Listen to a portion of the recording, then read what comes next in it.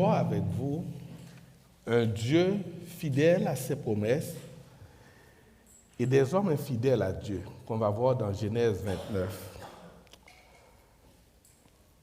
La Bible enseigne que Dieu n'est pas un homme, il ne ment pas. Il n'est pas un être humain, il ne change pas. Quand il dit quelque chose, il le réalise.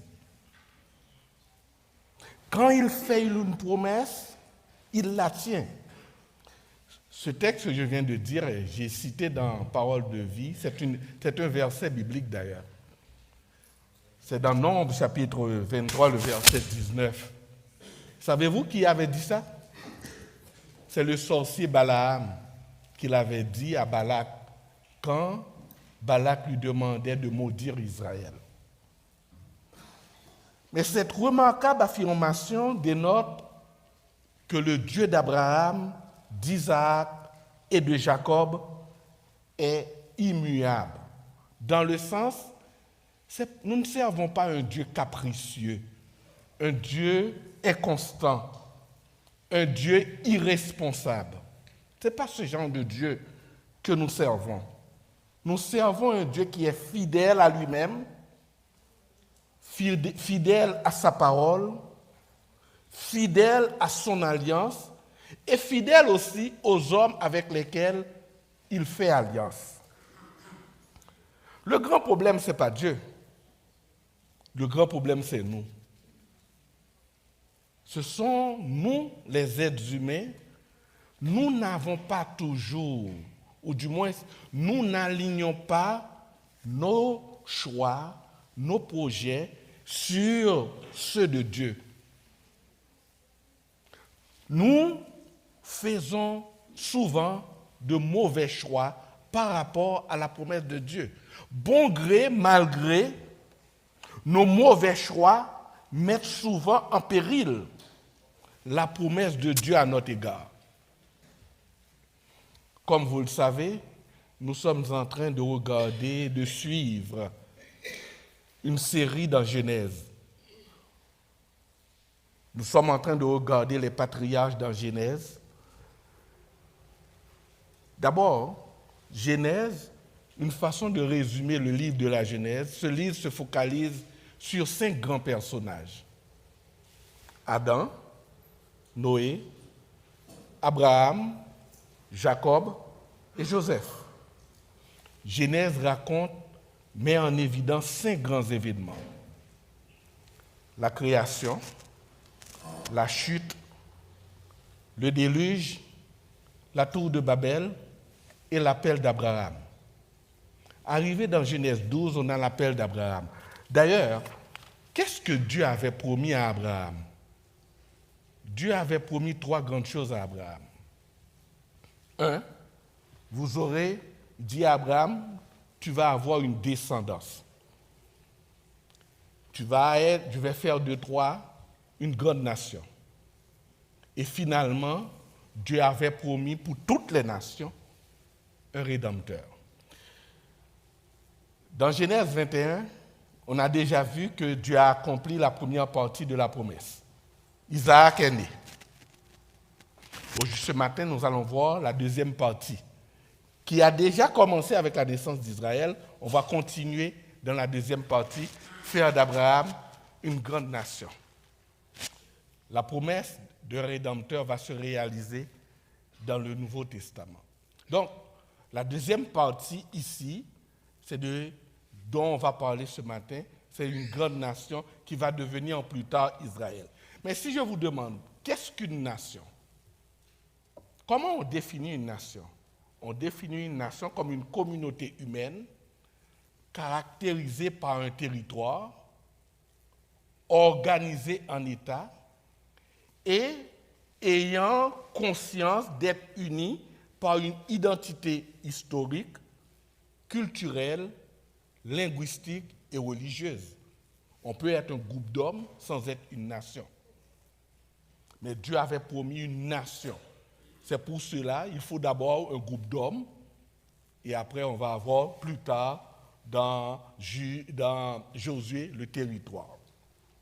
Donc, à partir de Genèse 12, les chapitres subséquents vont nous montrer comment Dieu va réaliser cette promesse de faire d'Abraham une grande nation. Cette promesse qui a commencé avec la naissance d'Isaac va s'intensifier, va amplifier avec Jacob et ses 12 fils. C'est ce qu'on va voir dans Genèse 29 que notre frère a lu pour nous.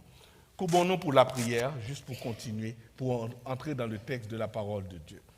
Père du ciel, merci du fait que toi, tu tiens tes promesses. Tu es un Dieu fidèle. Et comme Paul dit, c'est nous qui sommes infidèles. Et même quand nous sommes infidèles, toi, tu demeures fidèle, parce que tu ne peux pas te renier toi-même. Tu es fidèle à toi-même et à ta parole. Seigneur, je veux te demander en ce moment, Seigneur, de nous accorder ton Esprit Saint pour pouvoir dispenser ta parole avec amour, avec vérité et aussi avec autorité. Donne-nous un cœur pour écouter ta parole et donne-nous, Seigneur, cette grâce de pouvoir la mettre en pratique dans nos vies. C'est au nom de Jésus que nous t'en prions. Amen. Donc, on est dans Genèse 29, juste un peu de contexte avant d'entrer, comment on va diviser le texte. Bon, c'est quoi le problème avec ce micro? La prochaine fois, donne-moi le petit micro qui est ici, parce que ça là, ça ne marche pas avec moi. Si vous avez l'autre qu'on attache ici, il vaut mieux me l'amener. Est-ce que ça va maintenant? Ça va? Encore et encore. Bon. Est-ce que ça va? Il faut que je le garde comme ça alors. Ou bien amène-moi un casque pour que... Bon. C'est ce qu'on va faire. Soit vous m'amenez l'autre, ou je vais m'en servir de ça de préférence. On entend bien? Bon. OK. Juste avant d'entrer dans Genèse 29, on va mettre dans le contexte. Il y a 2 semaines, notre pasteur Jean-Élie avait vu avec nous, dans Genèse 24, Isaac et Rebecca se sont mariés.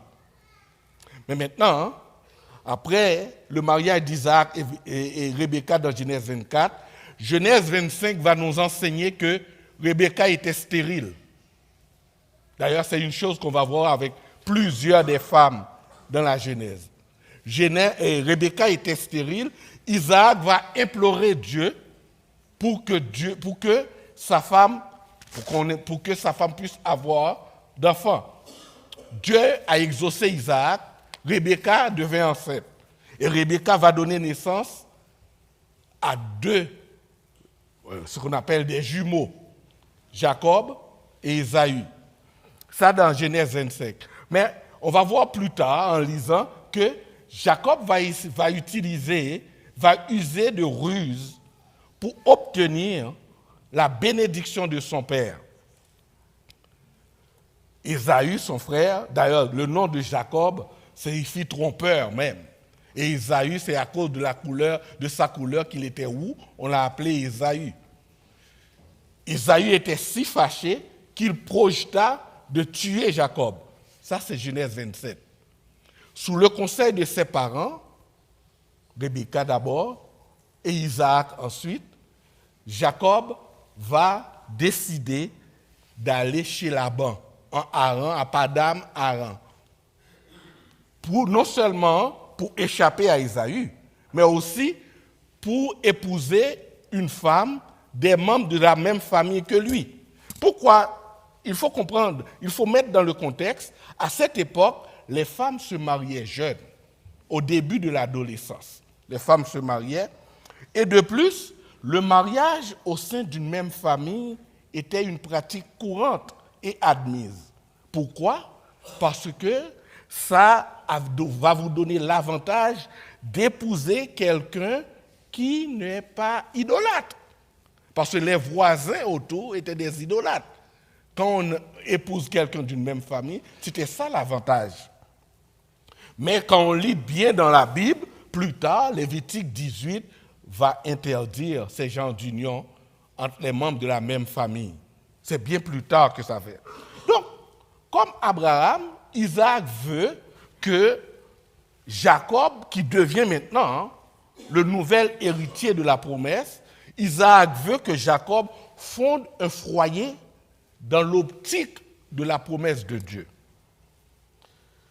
Donc, Jacob va quitter Beersheba pour se rendre à Padan Aram, ou bien dans Padan Aram, dans la localité d'Aram.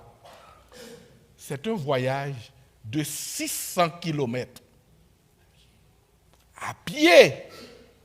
Il n'y avait pas de taxi, pas de métro, pas d'avion à ce moment-là. À pied. Même, oui, il y avait des chevaux à l'époque, mais à pied, 600 kilomètres à pied. Mais ce qui va être important de remarquer pendant ce long voyage, Jacob va lui-même apprendre à connaître le Dieu d'Abraham, d'Isaac. Jacob va apprendre à connaître ce grand Dieu. Donc, on est dans Genèse 29.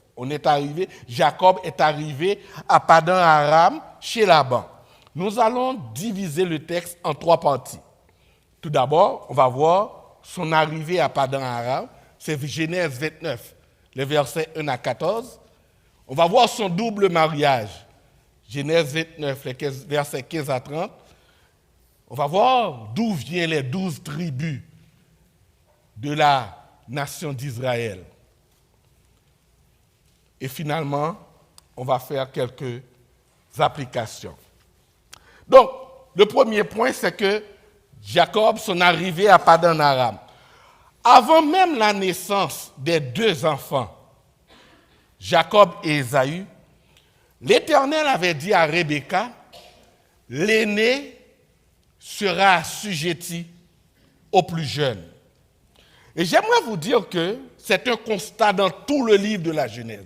Ce n'est pas uniquement avec Jacob, ça c'est une affirmation. Dans toute la Genèse, les aînés ont eu mauvaise presse. Les plus jeunes ont pris le dessus. Pensez, Caïn et Abel, Japheth et Sem, Ismaël et Isaac, Ésaü et Jacob, Ruben, le premier-né, et Joseph. Et même les 2 fils de Joseph, Manassé et Éphraïm. Tout le livre de la Genèse, l'aîné est assujetti au plus jeune. D'ailleurs, l'apôtre Paul, dans Romains chapitre 9, va prendre cet événement pour parler de l'élection divine. C'est quoi la doctrine de l'élection? La doctrine de l'élection est l'acte par lequel Dieu choisit par grâce et non par les mérites de l'individu. Ce n'est pas par les œuvres de l'individu. D'ailleurs, Jacob, quand Dieu avait dit ça, les enfants étaient dans le ventre de leur mère. Il n'y avait aucune œuvre, aucun acte qui a été fait. Dieu choisit par grâce un individu ou bien un groupe d'individus au sein d'un ensemble pour un but ou un destin décidé par Dieu lui-même. Dans Romains chapitre 9, verset 13, Dieu va dire « J'ai aimé Jacob, j'ai haï Ésaü ». C'est une expression qui veut dire « J'ai choisi Jacob, pas Ésaü ». Oh, je vois vos pensées. Hein. Je lis vos pensées. Certains vont dire « Oh, pourquoi Dieu n'a pas choisi Ésaü? Les 2 enfants n'avaient pas fait le mal. Dieu aurait pu choisir les 2. » Dieu est injuste, certains le disent. Dieu est injuste, pourquoi? Si Dieu était bon, il devrait choisir tout le monde. Mais voyons quelque chose, mes chers amis. Supposons que les 5 membres d'une même famille de Gatineau qui ont gagné les 45 millions de 649 viennent ici dans notre assemblée. Et ils choisissent 10 personnes avec lesquelles ils décident de partager leurs gains. Est-ce que les autres qui n'ont rien reçu peuvent dire qu'ils sont injustes? Premièrement, ils ne sont pas obligés de partager leurs gains. Deuxièmement, ceux qui ont reçu quelque chose, vous n'avez pas reçu en fonction de... parce qu'ils vous doivent quelque chose. Ce n'était pas un dû. Finalement, c'est une faveur que les 5 membres vous ont fait s'ils ont décidé de partager avec vous. C'est la même chose avec Dieu. Dieu pourrait décider d'envoyer tout. D'ailleurs, c'est ça. Tout le monde devrait aller en enfer et c'est fini. À cause du péché. Romains 3, 23. Tous ont péché, privés de la gloire de Dieu en enfer. Parce que, Romains 6, 23, le salaire du péché, c'est fini. Avec Dieu, tout le monde est condamné. Mais dans son amour, il veut faire une faveur. Il veut faire une grâce. Il a décidé de faire grâce à certains. Est-ce qu'il est injuste par le fait qu'il fait grâce? Non. Parce que Dieu ne vous doit rien. C'est une faveur qu'il a faite. Et c'est la même chose. Dieu a décidé de choisir. C'est ça la doctrine de l'élection. Dieu a décidé de faire grâce à certains. Mais l'élection ne nous dispense pas de mettre notre confiance dans la mort et la résurrection de Jésus. L'élection ne nous dispense pas de la repentance. L'élection ne nous dispense pas de la conversion à Dieu. L'élection ne nous dispense pas des pratiques d'œuvres dignes de la repentance.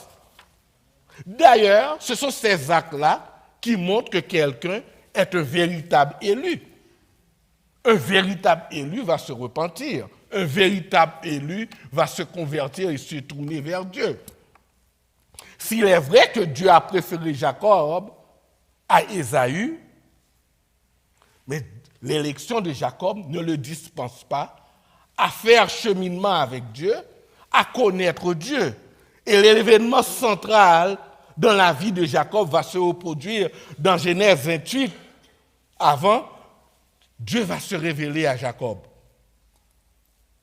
Dieu va se révéler à Jacob pendant une longue marche. À peu près, Jacob a déjà fait 100 km de Beersheba jusqu'à Bethel. 100 km.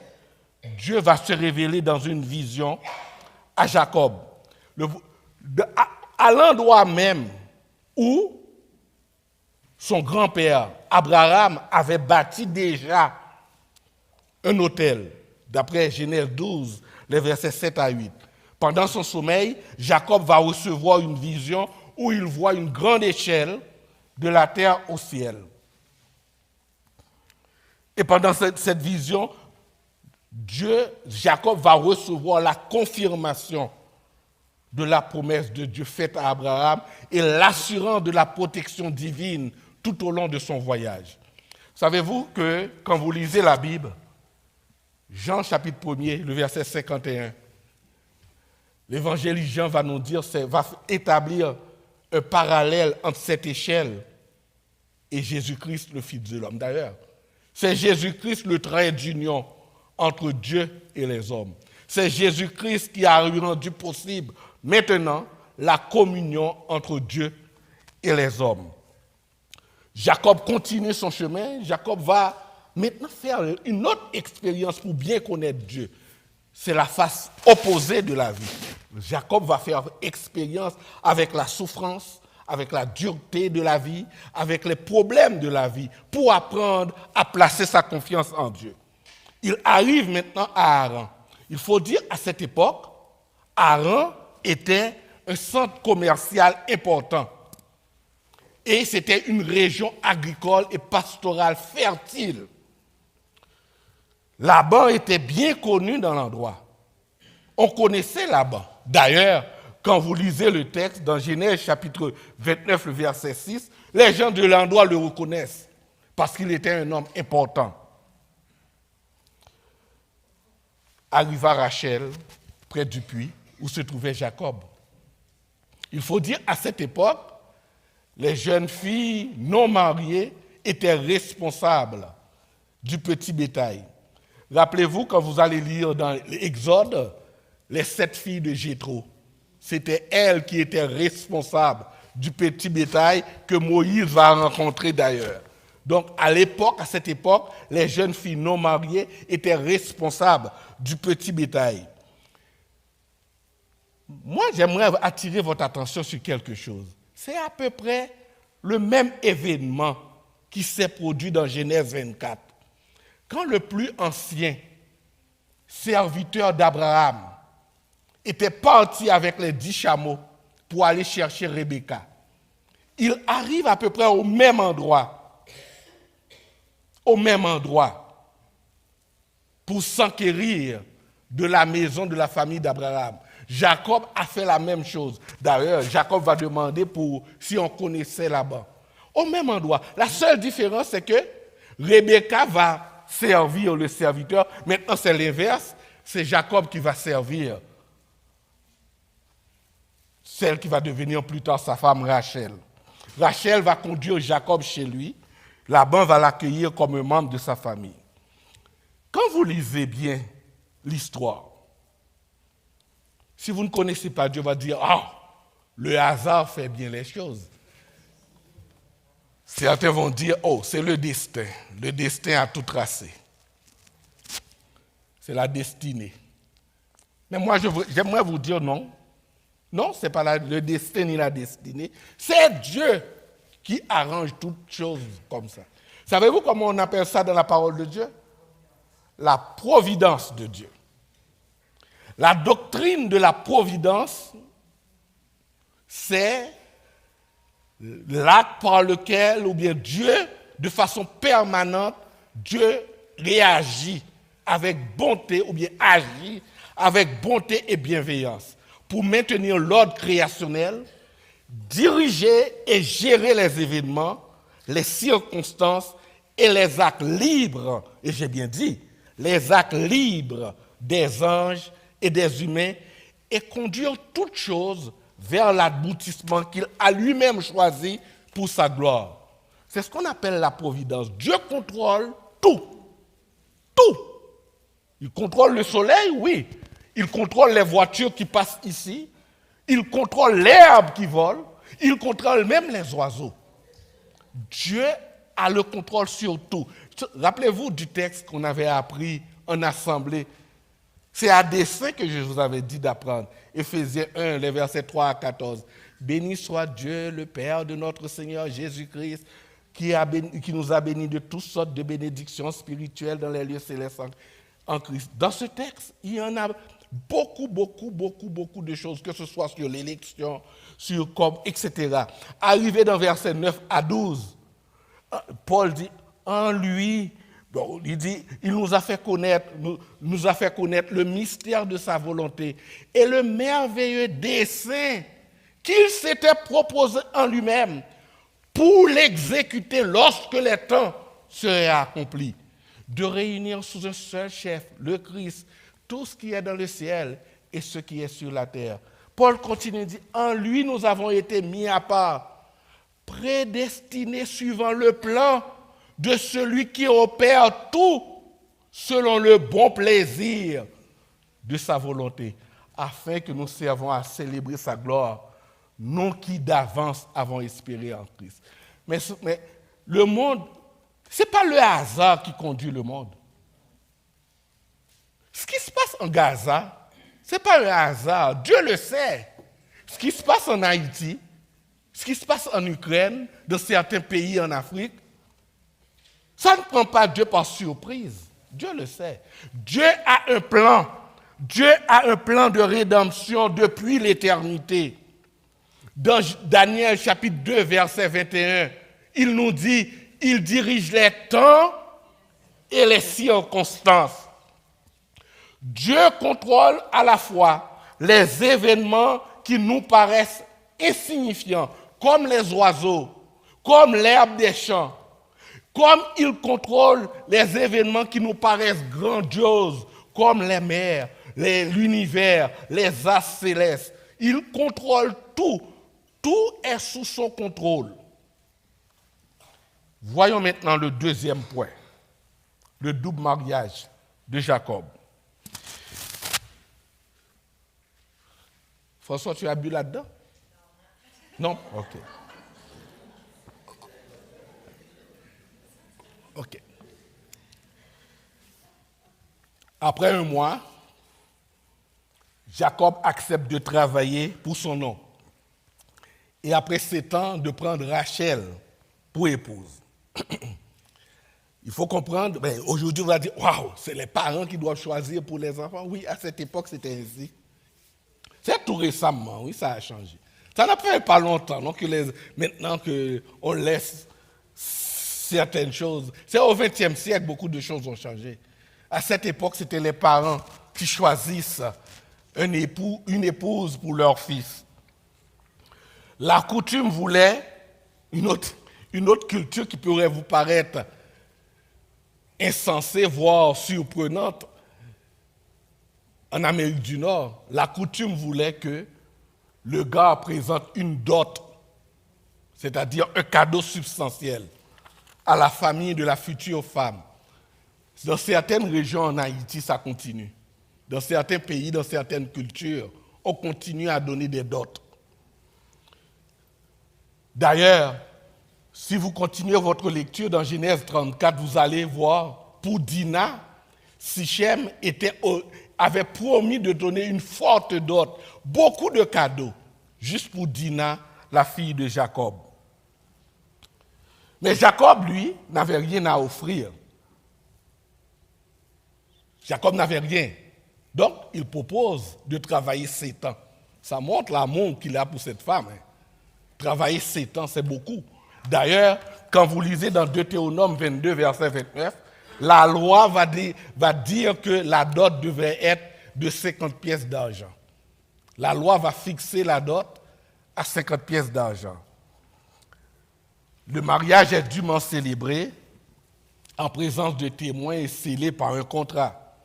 Mais Laban, qui a beaucoup de cordes à son arc, va donner Léa. C'est sûr que vous allez me dire, mais comment ça a pu faire? C'est tout à fait compréhensible. Jacob n'avait pas de famille. Il était seul. Il n'y avait pas d'électricité chez les Noirs. Et à cette époque, les dames mariées portaient un voile. On amène les dames mariées dans la tente du futur époux. Donc, on peut comprendre que c'était facile de tromper Jacob à ce moment. Laban va dire, mais dans cette région, on ne donne pas on doit marier l'aînée avant la plus jeune. Si vous lisez la Bible, vous n'allez nullement voir ça ailleurs. C'est uniquement à cet endroit que c'est mentionné.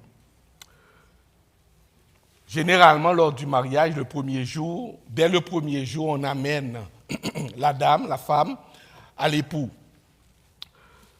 Le problème, c'est que Jacob aime Rachel. Ce n'est pas Léa. Jacob accepte la manœuvre de Laban et promet de travailler encore 7 ans pour Rachel. Mais qu'est-ce qu'on voit par là? Jacob, dont le nom signifie le trompeur, a été trompé. C'est l'arroseur a osé. Jacob se fâche, mais accepte la supercherie de Laban parce qu'il aime Rachel. Mais c'est pareil pour toi et moi. C'est pareil. Nous avons tendance à réagir vivement lorsqu'une injustice nous touche. Mais quand c'est nous qui commettons l'injustice, qu'est-ce qu'on fait? On passe ça sous silence. Ce n'est rien. Le prophète Abdias a dit, « Car le jour de l'Éternel est proche pour toutes les nations. Il te sera fait comme tu as fait.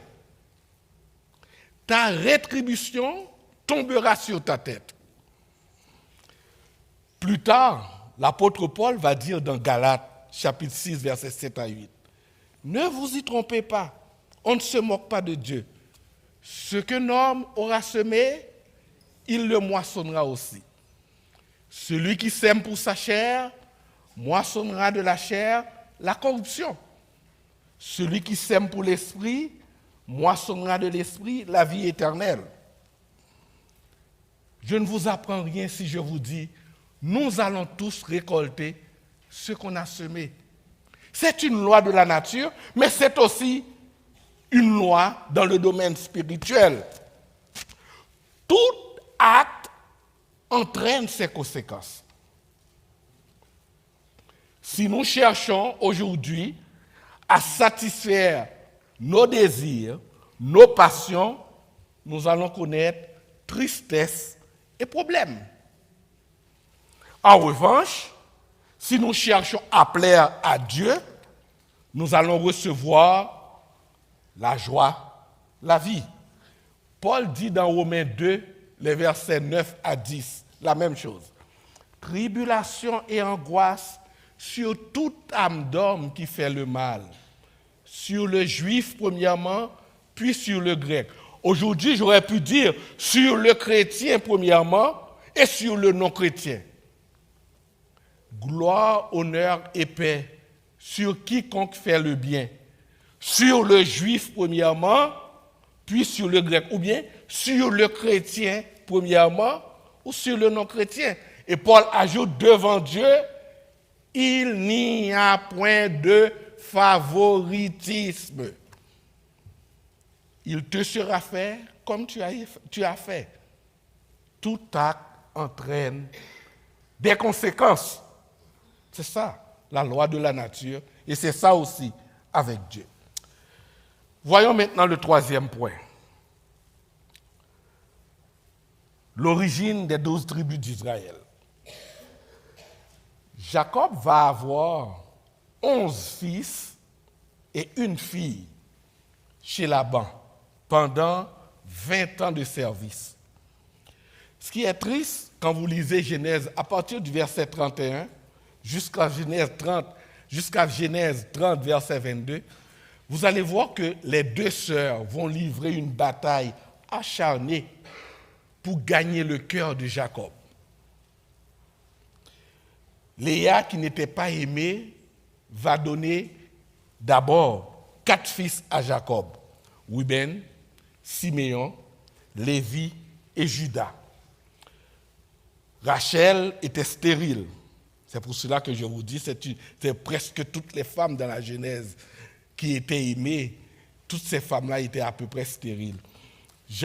Rachel, qui n'était pas aimée, va donner sa servante, Bila, à Jacob.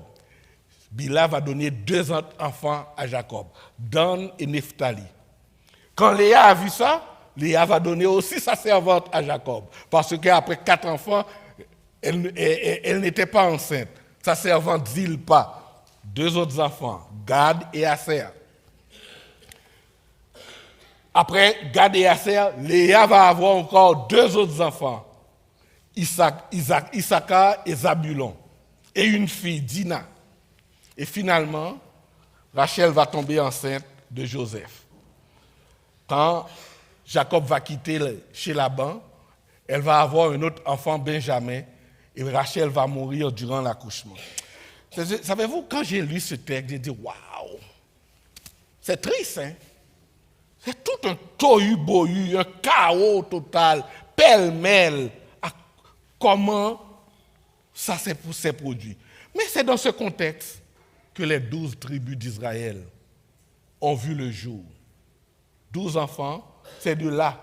Et c'est ces enfants-là et leurs descendants qui vont donner naissance à ce qu'on appelle la nation d'Israël par la suite. Qu'est-ce que ça nous montre? Ça nous montre que les patriarches étaient des pécheurs comme toi et moi. D'ailleurs, l'épître de Jacques, chapitre 5, verset 17, va dire « Mais Élie était un homme de la même nature que nous, sujet au même péché, le même chaos, le même désordre engendré par le péché. » Ce n'était pas par leur mérite, ce n'était pas par leurs œuvres, mais c'est Dieu, le Dieu fidèle, qui décide de faire grâce. Ces hommes ordinaires et leurs descendants ont formé la nation d'Israël. Paul dit dans 1 Corinthiens chapitre 1, versets 27 à 29, Dieu a choisi les choses folles du monde pour confondre les sages. Dieu a choisi les choses faibles du monde pour confondre les fortes. Dieu a choisi les choses viles du monde, celles qu'on méprise, celles qui ne sont pas, pour réduire à rien celles qui sont, afin que nulle chair ne se glorifie devant Dieu. Aujourd'hui, si vous êtes ici, si vous comprenez ce qui est bien et ce qui est mal, ce n'est pas parce que vous êtes plus intelligent que les autres. Si vous n'êtes pas dans un endroit, c'est-à-dire dans une situation où vous commettez le crime, la drogue, la prostitution, toutes sortes d'histoires, ce n'est pas parce que vous êtes plus intelligent que les autres. La grâce de Dieu envers toi. Et c'était la grâce de Dieu, immuable, qui ne change pas envers ces gens-là.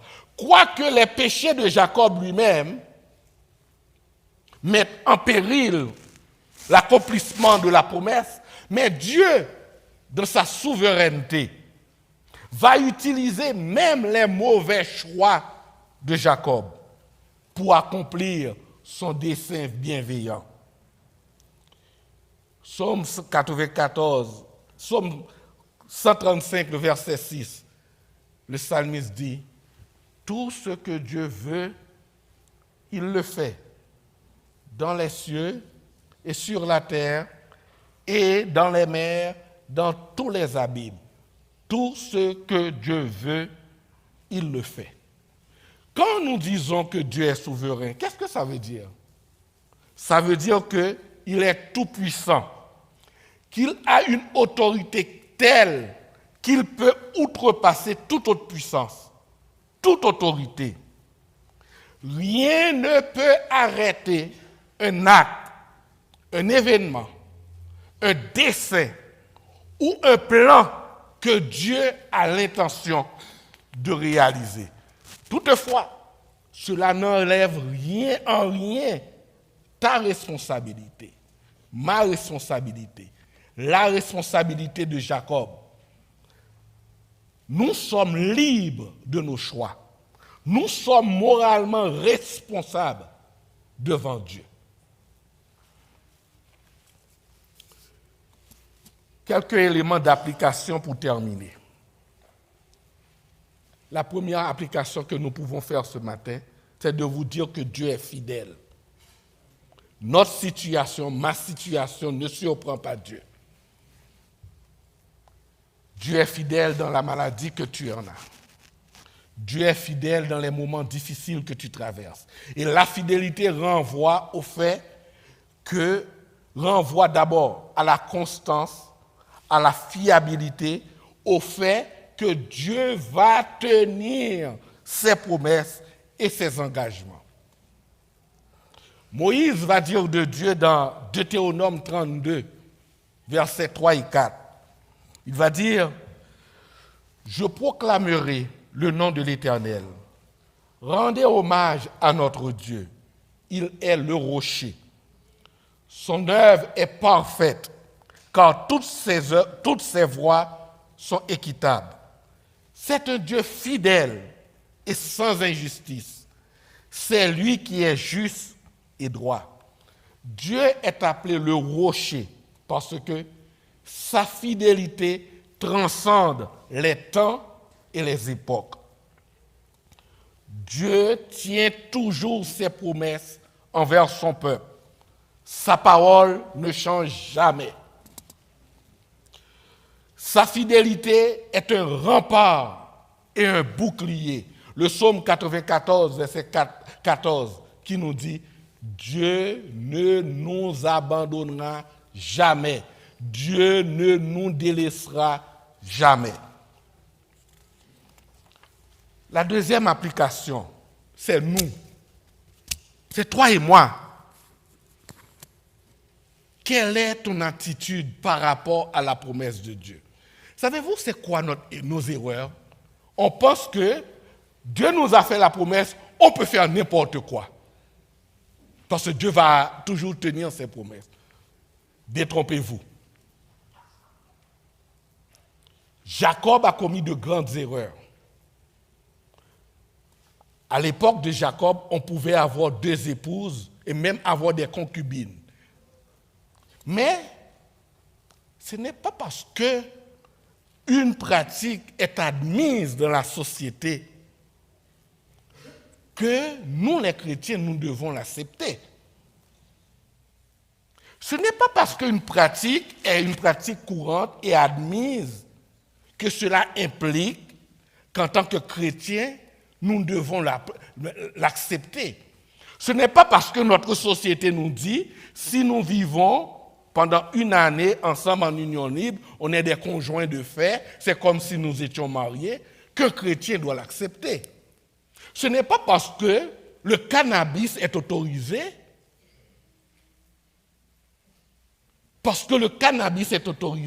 que nous, en tant que chrétiens, on doit l'accepter. Ce n'est pas parce que maintenant on fait des projets pilotes qu'on peut avoir une petite quantité de cocaïne, de crack pour consommation personnelle, que nous, les chrétiens, nous devons l'accepter. Regarde l'histoire de Jacob. L'histoire de Jacob nous montre que la famille de Jacob a eu beaucoup de problèmes. Il y a eu de la colère, du ressentiment, de la jalousie. On va voir plus tard avec Joseph. Non seulement il va y avoir des problèmes dans les membres de la famille, et plus tard, quand vous lisez la Bible, dans Juge, 1 Samuel, 2 Samuel, 1 Roi, les descendants entre eux vont continuer à avoir des problèmes. La Bible nous exhorte en tant que chrétiens. Romains 12, verset 2 nous dit, « Ne vous conformez pas au siècle présent. Soyez renouvelés soyez transformés par le renouvellement de l'intelligence, afin que vous discerniez quelle est la volonté de Dieu, ce qui est bon, agréable et parfait. » En tant que chrétien, on doit vivre dans le monde, mais ne laissez pas le monde vivre en nous. Cela sous-entend qu'il faut analyser les choses pour voir qu'est-ce qui est bon pour le Seigneur, qu'est-ce qui est agréable, qu'est-ce qui fera de moi, en tant que chrétien, une lumière. Troisièmement, Dieu n'a pas créé le monde à seule fin de le peupler, pour laisser ensuite ses habitants se débrouiller tout seuls.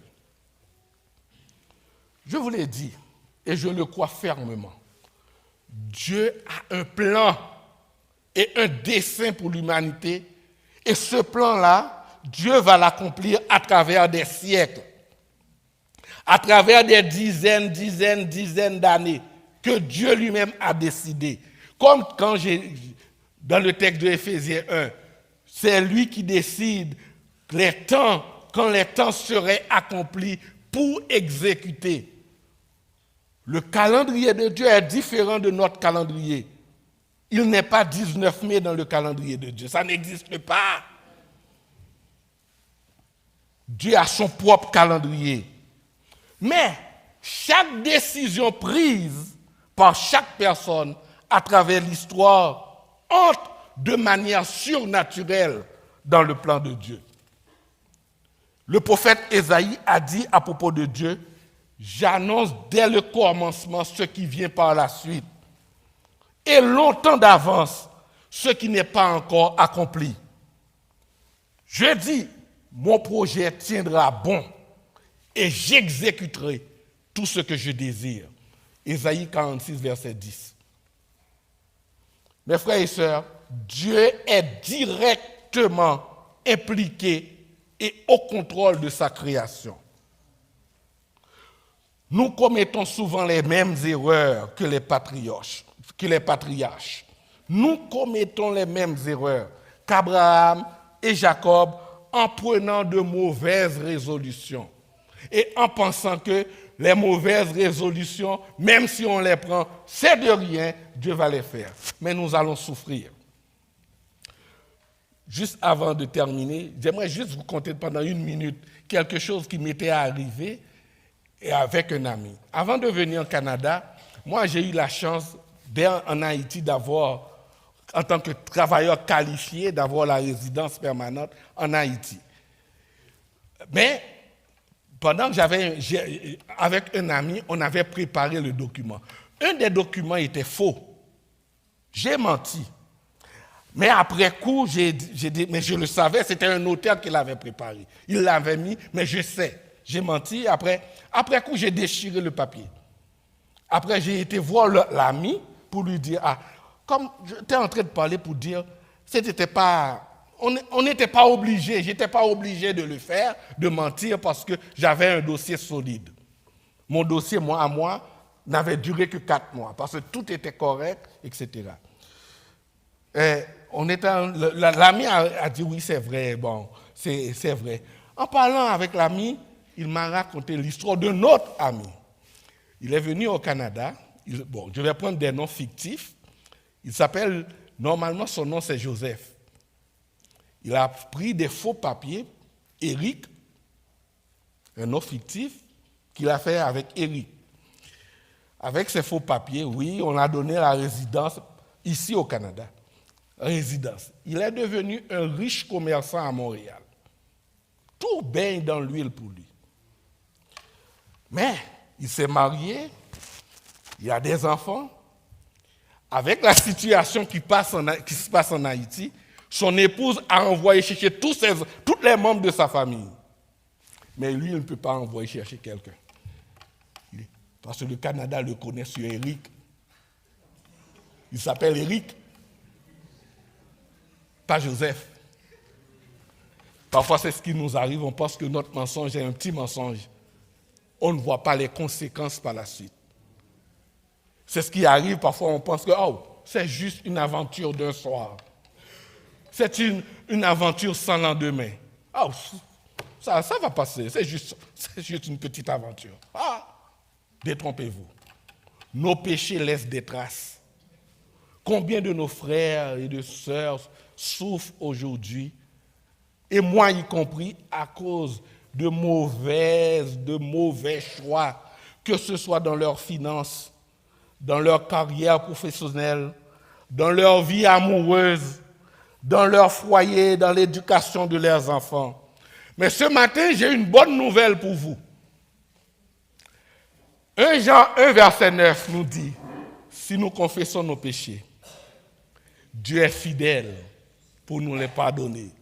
Il est fidèle et juste pour nous les pardonner et pour nous purifier de toute iniquité. C'est ça la bonne nouvelle de l'Évangile ce matin. De confesser nos péchés. Et vous qui m'écoutez, qui n'avez pas encore rencontré ce Dieu vivant et vrai dont je vous parle, je vous invite ce matin à placer votre confiance dans la mort et la résurrection de Jésus, qui a payé la dette afin que nous puissions être pardonnés et avoir la vie éternelle. Ce matin, là où vous êtes, il vous suffit de le faire et Dieu va vous entendre.